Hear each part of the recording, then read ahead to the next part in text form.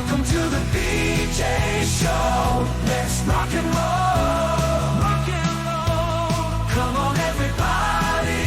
Let's lose control. Brad and John, they're the ones to follow. Yeah, ready for the ride. It's the BJ Show. BJ Show. It is the BJ Show. I am Brad. He is John Combest, C-O-M-B-E-S-T. Today's date is, John, can you believe what today is today? Yeah, it is Brad Hildebrand Day, April Fools. April Fools. Yes, it is my day because I do play the fool. April 1st, 2025, we also always give the date because of the fact a lot of people listen to the show. In the future, we do the show live, 7 to 8 o'clock Central Time on 104.5 KSOQ, now with an expanded signal, which is growing more every day. And then we chop the show up and put it onto various different platforms. You can go to bjshow.co, listen to it as a traditional podcast there. You can go to bjshow.video and listen to it and actually watch it if you want to just watch the same slide for like the length of the show on bjshow.video. That's the YouTube playback. Okay, that is John Combest. John Combest, every single day of his life for the past 23 plus years, puts together a list of all the important things you need to know that's going on in the state of Missouri, politically wise, legislation wise, sometimes goofy stuff, important stuff that you as an informed citizen should know about. Sometimes dozens of things. Have you ever been in the 60s? You ever done 60 different items on your cast? Do you think? Yeah, Brad, you asked me that last week, and the answer remains yes. Have you ever done 70?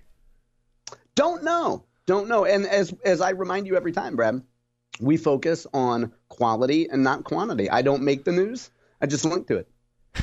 You're like, I was going to give you a Bob Richards quote from back in the day when he was the meteorologist at Channel 5, but that's a whole other story.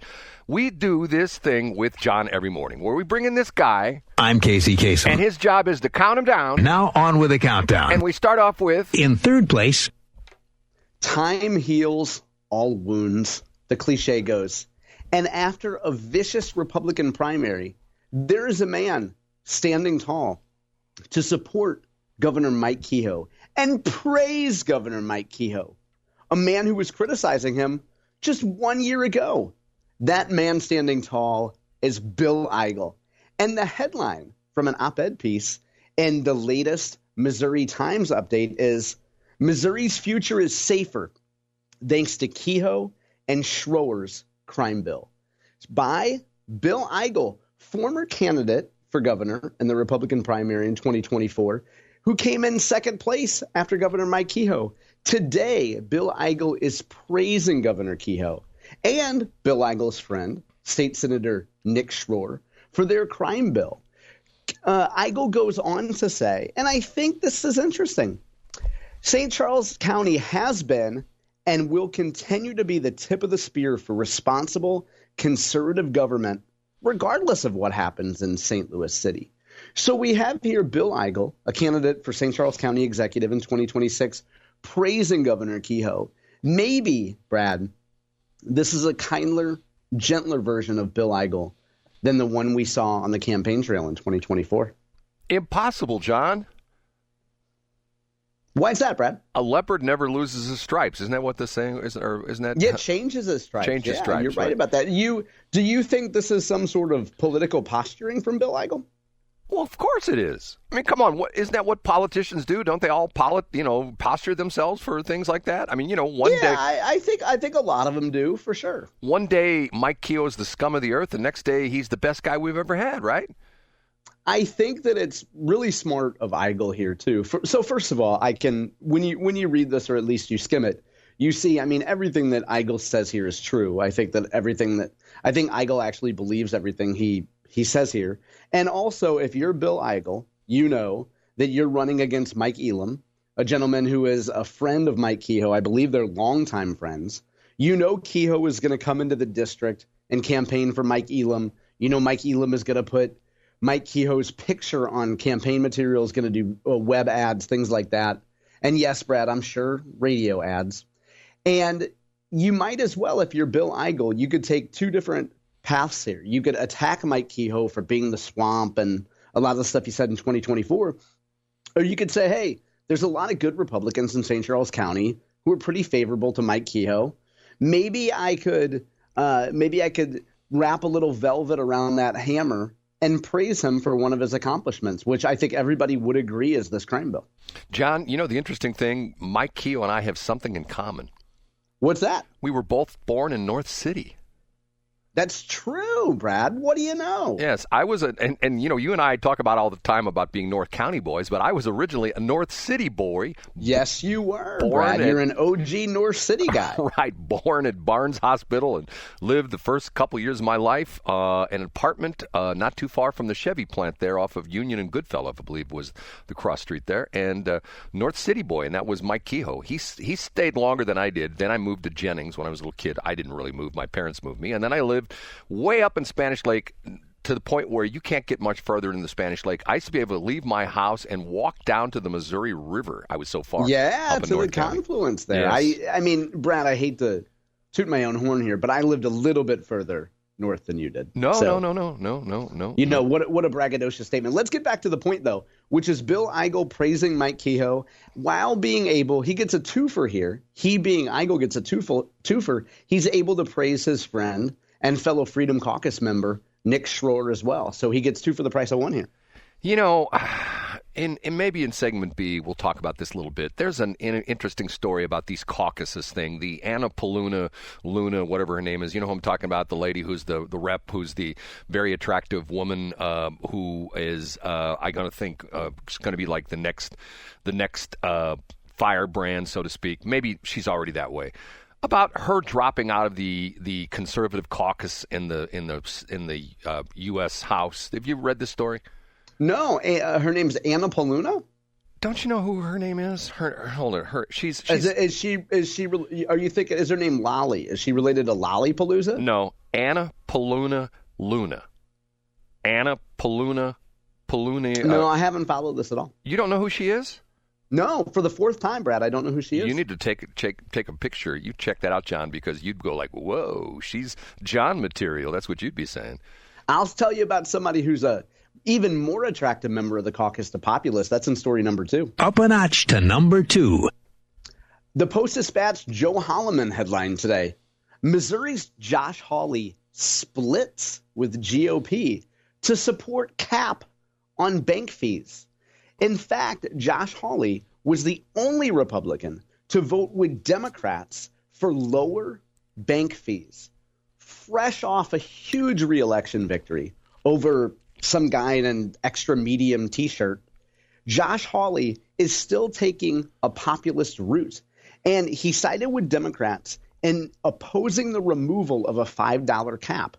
Now, according to this piece, the Consumer Financial Protection Bureau put a $5 cap in last year on overdraft fees for banks. So if you're an idiot or a moron and you don't follow how much money is in your bank account and you kite a check for too much money because you think, what's the worst that can happen? Well, the worst that can happen today is you get charged $5 by your bank. So Republicans want to make, a free market decision where banks can charge morons more than $5 for overdraft. And Josh Hawley says, no. Banks are already making too much money. I am going to stand up for consumers and say $5 is the limit on overdraft. I'm sure you have an opinion on this, Brad. I do, but you don't want to hear it. I'm guessing you, for various reasons, would side with Josh Hawley here. Well, and the financially incompetent. No, I'm not necessarily saying financially incompetent. I mean, a perfect example, I'll give you a crazy story that happened to one of my family members just recently where he paid his personal property taxes online, and they took it out twice. And and because of that, he had some other checks bounce. Now, so he didn't have enough money in his account to cover two personal property? Like, what does it say? Never mind, right? You're going to end up taking that personally. Go ahead. We're talking. Depending upon what kind of car you have, personal property can be very expensive, John. Yeah, I happen to be an adult that pays personal property tax. Right. Go ahead, Brad. I get it, but the point being is that not everybody keeps all their money in their checking account. Some people sweep it into a savings and stuff like that, and is that how finance works, Brad? That's John, he's making fun of me. Thank you now. for that. Okay, you're making anyway, fun Josh of me now. Hawley opposes removing the $5 cap, and he splits with Republicans. I think it's unique that Josh Hawley becomes the only Republican in the entire Senate to side with Democrats on this. Well, I think there's something to be said for that. I mean, I have to tell you, I get a little bit tired of this party line stuff. I mean, you see it personified with the Democrats. I mean, it's to the point where I think that you should have individual thinkers. I mean, matter of fact, that's the point of this Paulina Luna story I was going to tell you. But we'll move on from that. Okay, are we ready for number one? We sure are. The number one Headline from the Post-Dispatch today. As Trump supporters claim election fraud, St. Charles County moves to keep 2020 ballots. A curious piece, an interesting piece from Ethan Colbert of the Post-Dispatch had a lot of elements that I didn't know. Brad, I presume you know a lot of this stuff because you follow election board stuff, I think, a little bit more closely than I do. After elections, municipalities, I should say voting jurisdictions like St. Charles County, St. Louis County, have a state mandated amount of time that they must keep ballots, and then afterwards they can shred them. So after the 2020 election, St. Louis County took all their used paper ballots and shredded them in 2022 because the state says, hey, after 2 years, you can go ahead and shred them. But things aren't so simple in St. Charles County. Kurt Barr, who heads up elections in St. Charles County, was all ready to go ahead, move forward, shred those 2020 ballots that have been lingering for 4 years. And a citizen said, whoa, not so fast. The woman's name is Allie Grafe. Her last name is Graeff. I believe it's pronounced Grafe. If not, my apologies. She says, quote, "This is a critical moment for transparency and accountability. And destroying records now would be a grave mistake." Now, Kurt Barr says, look, in short, excuse me, we've had these ballots for 4 years. If you haven't proven that Joe Biden and Democrats tried to steal the election, by the way, which Donald Trump won, I believe, St. Charles County by 19 points. Yeah, by 18 percentage points over Joe Biden. Kurt Barr's point is, look, if we haven't found any sort of election malfeasance or shenanigans going on in 4 years, you're probably not going to find it. But in fact, the council passed a measure the other night in which the county will now keep these ballots in a warehouse until either Kurt Barr gets a court order to do something with them or until the council decides to shred the ballots. One more point I'd make here, Brad. The only dissenting voice on the council, I should say the only dissenting vote, was from your friend, Joe Brazel. So Joe Brazel says, hey, there's no need to shred this now. And I think it's fair to say that Councilman Joe Brazel has been a critic of Kurt Barr for various issues over the years. And Brazel's quote is, "The law is that you're supposed to maintain permanent records. You're not supposed to destroy permanent records." So if you consider ballots that were cast 4 years ago to be permanent records, then I guess you could say the county can't shred these.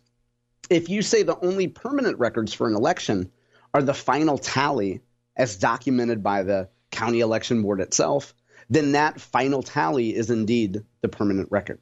So Steve Ellman weighs in at the end of the story and says he's more concerned that the debate over the 2020 presidential election overshadows, quote, more important work that we have to focus on. He gets the last quote of the story, which is, hopefully we can move on. He said, hopefully. So Ellman gets the last word.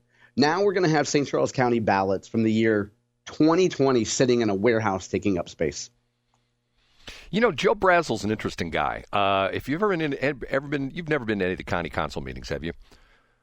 No, of course not. John has an interesting reputation as being the guy who... You mean Joe? Joe Brazel, excuse me, has an interesting reputation being the guy who's not the get along with other people guy. And not that he's just like a contrarian. He's the guy that sometimes comes up with interesting aspects of like, well, hold on a minute now. He's one of those kind of guys. You know what I mean? And I do know, yeah, contrarian voice. Right. A lot of people call him like a bomb thrower or something like that. But I have a lot of respect for the guy because he has his, and the other interesting part of it is the area of the county he represents is very conservative. I mean, you get down south of Highway 40, and it's pretty much Republican central down there. That's Defiance. all those kind of areas. Very right wing. I think that's where Ricky Schroeder lives down there, that area as well too. And he's just an interesting guy. Now, the interesting thing is, I'm not trying to say this because Joe and I see eye to eye. Joe and I have a terrible disagreement with each other. You know what that is? Yeah, it has to do with something involving zoning, right? No, he hates radio towers. He hates radio towers. Oh, yeah. Yes. I thought you were going to say radio people, No. in which I would say, well, that's a pretty good opinion. No, he hates radio towers, and to the point where the irony of the situation is he lives like I think like a couple 100 feet away from a 444-foot radio tower that the county put up, and he points out with and this is why I think the guy's interesting. The county went through no zoning, no approval process. They just decided, hey, we're going to put a tower here. If I decided to go and put a tower anywhere in St. Charles County, it would probably take me 2, 3, maybe 4 years to get zoning for it. To the point where the county could just say, hey, and that's his whole point. His whole point is, why should the county be different than an individual person? They should adhere to the same rules that the individual citizen should adhere to, but the county just essentially does whatever they want. That's government at its finest. You know what I mean? You try to... I think you should just write the county $1 million check, and the worst that could happen is you'd get a $5 overdraft fee. And your bank would say, wow, Brad has 2 today instead of the usual 1. Can I tell you something, John? Yeah. You don't want to know this? I don't have a checking account anymore. I believe it. I don't have a checking. I am not the least bit surprised. That's not even an April Fool's joke from you. I totally believe it. Because you converted all that to Coinbase. You have a lot of ETH, right? Because you're kind of a Solana guy. I'm not a boomer, even though I may be a boomer. I'm not a boomer. Unlike John, to the point where John will say, "Well, Brad's into Facebook. He's one of those old timey kind of guys." Yeah, it's John. exactly what I said. John, do you have a checking account, John? Are you kidding me? Yeah. I'm an adult. Who pays bills. So, yeah. Oh, my God. I can't believe you have a checking account, John. And Why you know is that, what? Brad? You're probably the kind of guy that would call somebody and say, hey, can I text you, please? And you'll, oh, yeah, go ahead. John. But as you know, Brad, when I call people, I don't have my caller ID show up. So. Well, I'm going to say something, but I'm not. Okay, I'm being a good boy this morning. I am being a good boy this morning, as crazy as it may sound. And are you going to pull a wacky prank? We're only doing 2 segments today, so are you going to do a wacky prank in segment 2, like call the bank and say that you have money or something? I don't. You just have to find out, won't you? Okay, we have to take a break. We'll be right back.